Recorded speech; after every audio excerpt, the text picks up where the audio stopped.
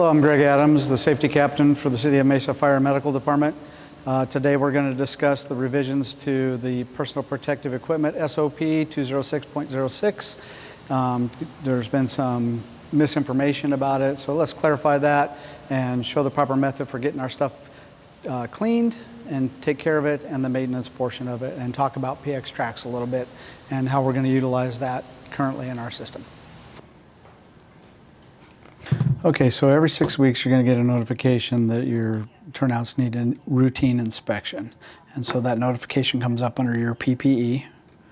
You'll click on that and then it will pop up. So as you can see on my example here, I have 3 sets of turnout pants that need to be checked. So if I have one that is soiled for my routine inspection, I'm going to click on that. Now this is the most important part. As I go through, if I click that it meets with that check mark, I'm good. However, if I find something that's an issue, I'm going to click that, and that sets an alert, and then in the notes I can document what the issue is.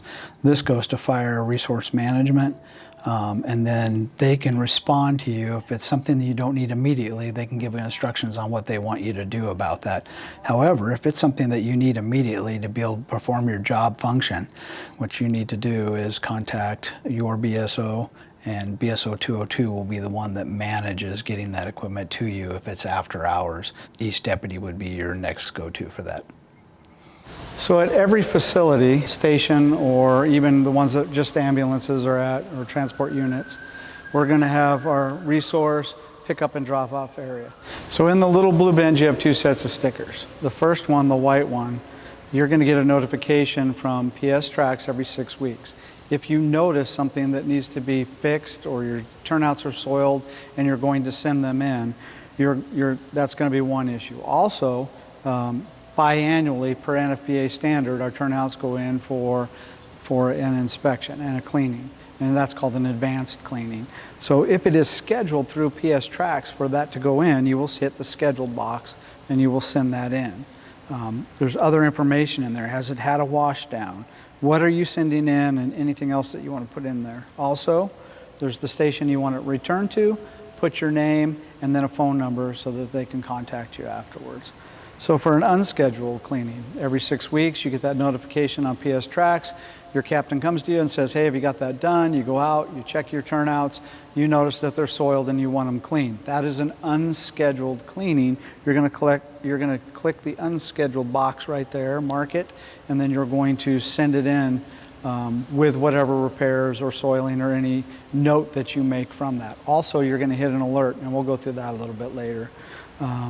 After a normal fire where we don't have any other chemicals known and or hazards, biohazards or anything like that, that is also an unscheduled event. You'll click the unscheduled event, fill out the form on the PS Tracks and send it in. And that will all be on the white sticker. Also with that, anything unscheduled goes in a thick 6 mil clear bag. So our turnouts will go in this one, and then after they're put in there, we'll taking them apart, put them in there, and then we will double bag this. The double bagging is for the protection of everybody down the line. So we've tied this one off. We put a cheap garbage bag over that. It's just an extra layer of protection, and then we stick that sticker over that. So that's typically how I do it. You can tell this is a thicker bag.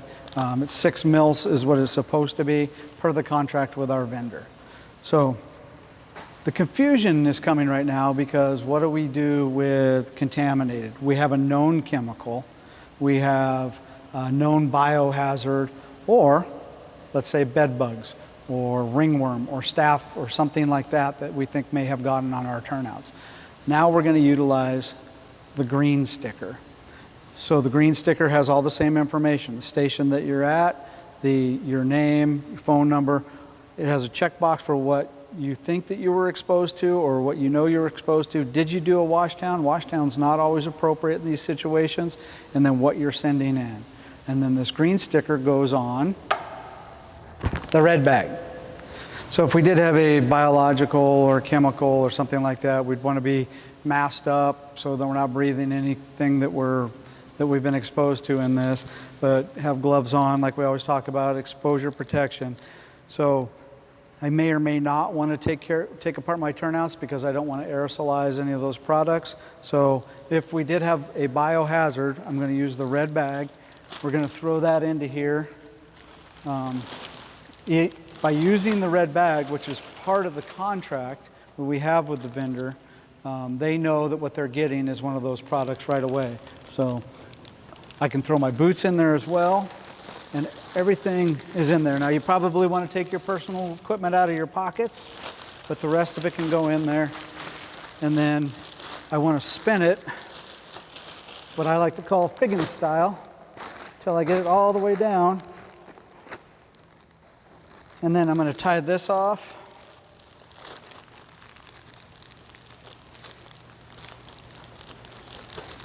As best you can. And then I'm going to double bag this with a garbage bag. So one of the issues that we're trying to work out right now is we get our bags in our fire resource from the city warehouse. And so now we need to get the city warehouse on board with providing us with the bags that we need, the proper thickness, so that we can match the contract. So from this one, I'm going to double bag it in a regular garbage bag, and the green sticker will go on the outside with all the information that I need. Now, if the role's reversed, it's an unscheduled or scheduled clean, and I'm using clear bags for both, then I'm going to use the white sticker, and I'm going to place it in there. Also, I'm probably, depending on what is exposed from my bunker pants, or my brush pants, sorry, they'll go into similar bagging. Typically, we don't send our brush pants in alone as suppression individuals to be cleaned for a scheduled or unscheduled. Ours are typically, brush pants are going to go in with the rest of our gear, and so that probably will be because of an exposure, or we're just sending them in on a scheduled clean. So make sure that you're using the appropriate sticker for that.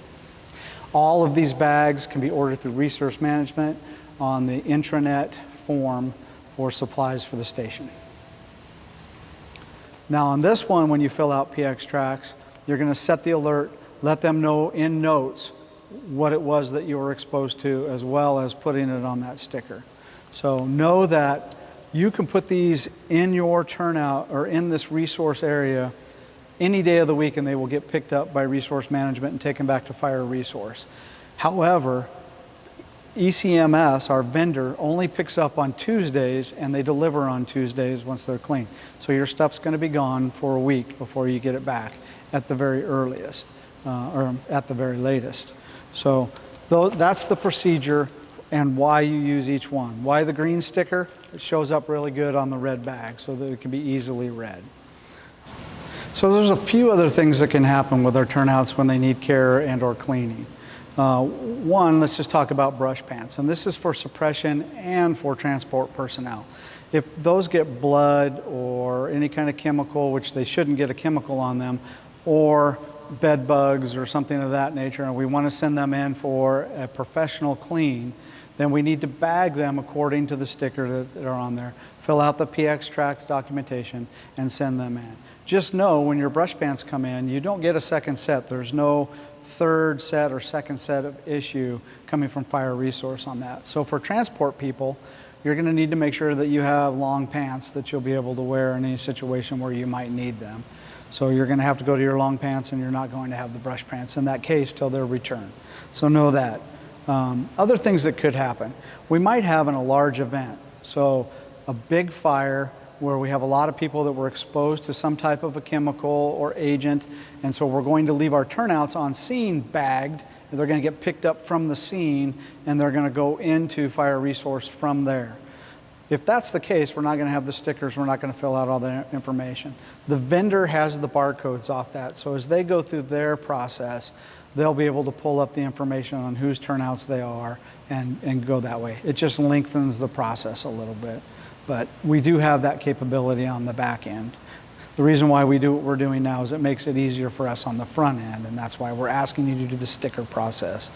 Other things, failure of equipment. So you're doing your routine inspection, and you find a piece of equipment that has failed and it needs to go in. Well, it's a piece of equipment you need right now.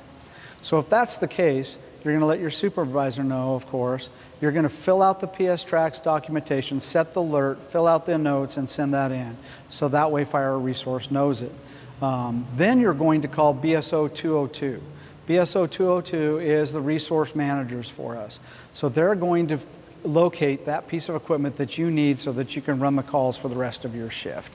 They're the ones that handle all of that. So that may be they send you down there out of service, you get that piece of equipment, however they deem it appropriate to handle that at that time. So just know Battalion 2 is who you go through for those type of situations. And that's also true for after hours. So if Fire Resource isn't there for 40 hours, well then it's either going to be Battalion 2 that's going to have access to that after hours. They'll be able to get it in the warehouse for you. And as a backup for them, East Deputy and Battalion or BSO 200 will be your backup for that. So those are the ways that you can get the equipment you need anytime.